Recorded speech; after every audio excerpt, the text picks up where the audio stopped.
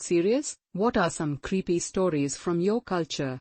Nakan, a man that sits by a body of water, usually rivers, and plays his violin to lure children into the water. Murin, a woman born on Friday the 25th of December. She sneaks into your room at night and kills you, but she has some OCD of sorts and you can fend her off if by leaving a pile of cow hair on your windowsill. She'll have to count them all, which hopefully leaves you with enough time to wake up. Edit. Got quite a lot of comments on this one, so allow me to elaborate a bit. I am from Sweden and these are a few stories I've been told about when I was younger. Nakan is the about Hurgaman, as someone else said, and Murin has several iterations. Some say it's sleep paralysis, others say it's a demon. I've always been told it's a demon that is created if a girl is born on a Friday that is also Christmas Day. If you wanna know more, check out this article on Scandinavian folklore, https://n.m.wikipedia.org/wiki/Scandinavian_folklore. The Brothers Grimm collected stories of folklore throughout Germany during the 19th century. Amongst them are plenty of famous and often dark fairy tales. One example is the famous story of the Pied Piper of Hamelin. During the 13th century, the city of Hamelin suffered from a great rat plague. The people of Hamelin were out of their wits. One day though, a stranger in colorful clothes appeared and promised them to rid them of the rats for an appropriate payment. The citizens agreed and promised him a generous reward if he succeeded. The stranger was a skillful piper and played a melody on his flute that made the rats and mice of the city to gather around him. Enchanted by his music, they followed him when he stepped into a nearby river where they drowned. The piper had fulfilled his promise, but the people of Hamelin denied him his reward. The stranger left angrily and without payment. Some time later though, he returned and played his flute once more. This time it were the children of Hamelin that fell under his tune's spell. He led them out of the town and into a cave under a mountain. Only 2 of the children returned, one blind, one mute, unable to tell where they had been. None of the other children were ever seen again. There are plenty of variations of this old folk tale, but the gist usually remains the same. Don't look up trees when you are out walking at night. A virgin ghost that will suck the life out of you sits up there waiting for you to look up. When a person is asleep, their soul leaves their body.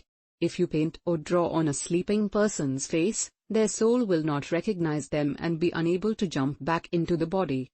Oh, I've got some nice ones from the Druivenstreek in Belgium. 1. Toe cutters, tenensnichters, who cut off children's toes when they walk barefoot through a field. 2. The black dog/werewolf, local variant, who jumps on your back, then you have to carry him to a graveyard where he jumps off. 3. Lodder met the Keat, Lodder with his chains, a BDSM enthusiast/s who follows you when you're all alone at night, rattling his chains to scare you and being a general dick. Very similar to aforementioned werewolf. 3. Serepit monster, or something similar like Putty whale, greenhouse well monsters, a monster that lives under the lid's greenhouse wells and pulls in children, then drowns and devours them. 4. The ruins of a monastery in the Sonian forest that was burned to the ground, where it's said you can still hear the monks/nuns chant in the night. 5. Togan, the eyes, a phenomenon where you get suddenly enveloped by smoke, see a bunch of eyes and some burning people, possibly connected to the monastery if you look at the description of burning people in the Sonian forest. And our lot of witches, white wives, ghosts, bandits etc. The wild hunt even made a pass through my village. How to prevent them? Simple: make a cross, carry a crucifix, listen to your parents and the parish priest. And don't be a child. Not necessarily creepy, but interesting nonetheless.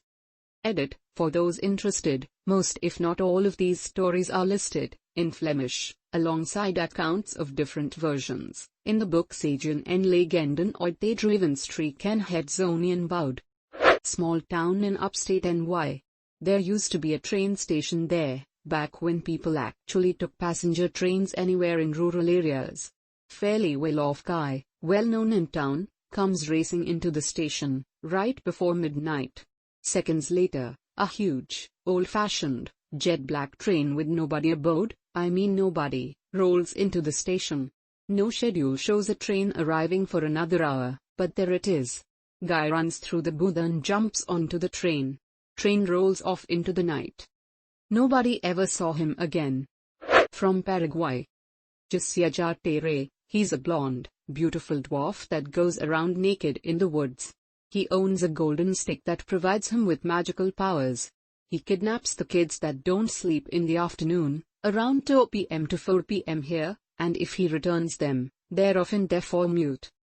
Louison is similar to a werewolf. The Tuesdays and Fridays nights he transforms into a horrible dog. The souls he takes never go to the afterlife, and that's why he's so feared. Some people think the 7th kid in every family grows to be a Louison. Pombero, some kind of elf. He is the guardian of the woods and wild animals. He lives in the countryside and announces his presence whistling. If he is your friend, he can guide you through the woods and help you, but if he is your enemy, he can do all sorts of things to you. He punishes the hunters that kill more animals than necessary, by making them disappear forever. I'm sorry if it's not well written, I did my best. 3 that I can think of. Rokurokubi was a woman during the day. But when they would sleep, their neck would stretch to incredible lengths and roam around freely, drinking either blood or sometimes eating humans. Bekujira, or ghost whale, a huge ghost-like whale skeleton that is followed by a flock of birds or fish. They appear on rainy nights near the coastal whale villages, scaring and placing a curse on anyone who sees it. The curse would bring famine, plague, fire, and all various kinds of disasters to the village that sees it. Jorogumo, in Japanese folklore, this is a magical, 400-year-old giant spider that can change its appearance into a beautiful woman. She will seduce young handsome men, wrap them up in her web and eats them. These 3 are also known as yokai. It's not really a story, but I'm Woodlands Cree, Native American, and we have a strict rule to not whistle when the northern lights are out. In Romania, I grew up on a farm and my grandma and her sister was super religious, but they also believed in folk tales. This one folk tale said that each year on a specific night in summer, forgot the date, the day of the Sinziene, these mythical forest nymphs would come out and play their instruments together around town. You were never supposed to go outside if you heard music playing because it was their way of drawing people out. My grandma's sister told me this story about a person from their village who was working late in that day and didn't want to go home. As he was working, he heard folk music and the sounds were getting closer and closer, so he hid in a haystack. He then overheard the sound of a string breaking and a female voice saying, "Oh no, my guitar string broke." Then another voice said, "Oh, don't worry, maybe that man over there can help." And they apparently took one of his muscles from his leg and used it as a replacement for the string, and since then that man never walked on that foot ever again. This story used to scare me so much when I was little, and I never knew if they made it up entirely or if it was a tale passed on through generations, but it was super creepy. Smile. Tokolosh in the southern Africa. The creature itself didn't scare me, but seeing how genuinely fearful grown men in villages got at even the suggestion of the creature was terrifying. Something very unnerving about seeing what true belief of these small demonic kind of creatures was. The culture of witch doctors and rituals was very strong and real to many people. I once had a school teacher run out of class screaming bloody murder and never came back to school after some kids joked about cursing her with one. Seeing people grow up in small villages without internet, it's easy to see how things spread, and along with no modern medicine or doctors, deaths often come with more spooky causes such as a witch or demon rather than an explained disease. Some rash forming? Probably a demon possessing you rather than the fact you got an infection from a spider bite. https://n.m.wikipedia.org/wiki/tikoloshe. Not sure if this is universal for my culture, but the nightmare of Lilith. I had sleep paralysis a lot growing up. When you're in your REM sleep cycle, your body is paralyzed to keep you from acting out your dreams. With sleep paralysis, you become aware that you're dreaming and open your eyes, but you can't move a muscle. However, since you're in your REM cycle, your dreams blend with your bedroom. A lot of people report hallucinating a witch pressing down on their chest, making breathing difficult. It's quite a scary experience. So I told my grandmother this, and she told me about the demon Lilith. In Hebrew folklore, Lilith was the first wife of Adam, also made from dirt, instead of from his rib, like Eve. Since they were made equally, Lilith refused to lie beneath Adam. She refused to bend to the will of a man, so she was banished from the Garden of Eden. She mated with the archangel Samuel, but found herself infertile, and became a wanton, baby-stealing demon in the night. Yes, so my grandmother told me that my sleep paralysis was a visit from Lilith. A fun belief for an 8-year-old to fuel an already overactive imagination. Smile.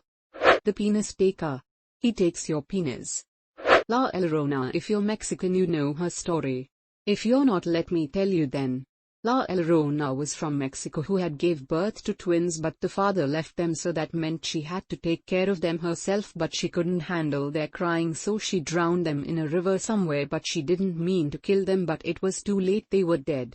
Then later on she killed herself, and people were saying that you could hear her in the streets saying "Missy Hoss" and crying loudly. Most parents use it as a lesson to listen to them or she will kill you. This is a Mongolian myth. My grandma told me this when we were at the countryside where there's very little human interaction. She told me that after it's dark or you go outside alone while herding, and if you go far enough to not see the chimney of the yurt you're living at, a ghost or a spirit comes, makes you faint and have a seizure. The way you know the ghost is near is when an animal of your herd starts to have a seizure and their mouth bubbles up. If you are fast enough and see the chimney of your yurt, you may be able to avoid the spirit, but most likely, by the time you realize what's going on, you're goners. I don't remember if you die by the end of it or is just left there. Even so, it was a pretty creepy story when she told me about it, especially when it was after sunset. The Irish banshee is a creature that shrieks and wails. You usually hear/see her close to the death of someone in your family. Cuban here. Not creepy, but many years ago, we imported the first mummy we possessed. Since the customs needed to label it somehow, it was labeled as conserved meat. As in food. People in my town spoke of dear woman. Origin story differs, but I was told a woman was killed and buried on top of a deer. She would chase people at night and was known to harass motorcycle riders, even going so far as to jump onto the back and ride along while laughing hysterically. There's an old bridge on the outside of town, and she was especially known to haunt the area around it. Trinidad and Tobago, West Indies.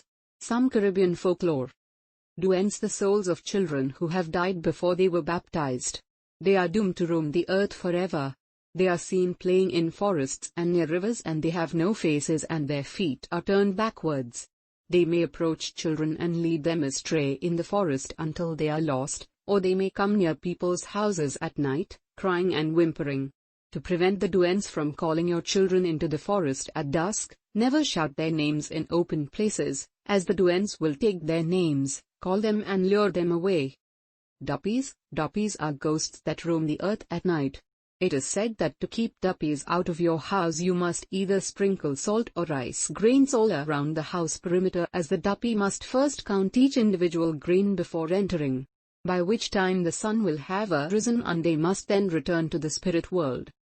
La Diablesse, she has a face resembling that of a corpse, but hides it under a white wide-brimmed hat and a veil over her face. One of her feet is a cow's hoof, which she tries to hide under her long white skirt. She turns up at village gatherings, where she is immediately disliked by the women present, but she utterly charms the men and then asks one of them to take her home. He follows her, totally under her spell. She leads him deep into the woods and then suddenly she disappears. Unable to find his way home, he stumbles around in the dark until he either falls into a ravine or a river to his death. If you feel you may encounter a La Diablesse on your way home, take off all your clothes, turn them inside out and put them on again. Marmadillo, my favorite, a half-woman, half-snake with long flowing hair which she combs constantly. Her upper torso is a naked woman, the lower part, a large anaconda's tail that is hidden beneath the water. Hunters tell stories of coming upon her in the deep forests we have. Men who commit crimes against the forest, like burning down trees or putting animals to death or fouling the rivers, could find themselves followed by her for life, both this life and their next. If you wish to escape her, take off your left shoe, turn it upside down, leave it and go, walking backwards until you reach home. Papabua, the lover of Mama de Lo. He lives in the forest and he is the father of the animals that live there. He is often seen by hunters and other people who live near the forest. He gets animals out of snares and treats sick animals. He is an old man who is very hairy, like an animal, and usually is only dressed in a pair of ragged trousers with a bamboo horn hanging from his belt. He can turn himself into the form of a large stag, most commonly, or any other animal as well, to be able to observe the hunters unnoticed. He is usually very kind, but can be dangerous when crossed. He might even cast a spell on a bad hunter and turn him into a wild hog. Silk cotton trees. These trees still scare me to this day from all the stories I've come across. These huge trees are regarded with fear. It is reported to be very difficult to be able to find someone who will cut down a silk cotton tree, as they are said to be the home of spirits and duppies. To cut it down is to free them to roam the earth. Succulent, a person, typically an old lady, also heard lots of stories about this growing up, who has made a pact with the devil to be able to change herself into all kinds of different forms. At night she sheds her human skin and changes into a ball of fire and quickly flies around, sitting on tree branches, burning singular trees in fields and leaving others untouched. She has to slip back into that skin before dawn breaks and the cock crows, otherwise she will not be able to get back into it. When people suspect that an old woman neighbor of theirs is a succulent, they go to her house at night and rub salt on her human skin so that it will shrink and she will not be able to get back into it and thus die. Nuanue, Stone Man, and Totrunta, Spearfinger, both myths from the Cherokee tribes that were in East Tennessee. Stone Man would devour the souls of villagers. Spearfinger would kill anyone who wandered into the forest alone, by stabbing them through the neck with her spear-shaped finger Hudathunket, and then eat their livers. She would then shapeshift into her victim's likeness to gain access to the village and would then kill the family of her original victim, also eating their livers. I'm half Polish, so one thing I've heard of is the Rositka, water nymph, a woman who was killed before marriage. And if it's an unfair death, or if no one avenges her, she will stay on the earth as a Rositka who lures men and kills them by doing a dance or a tickling motion. That's all I got.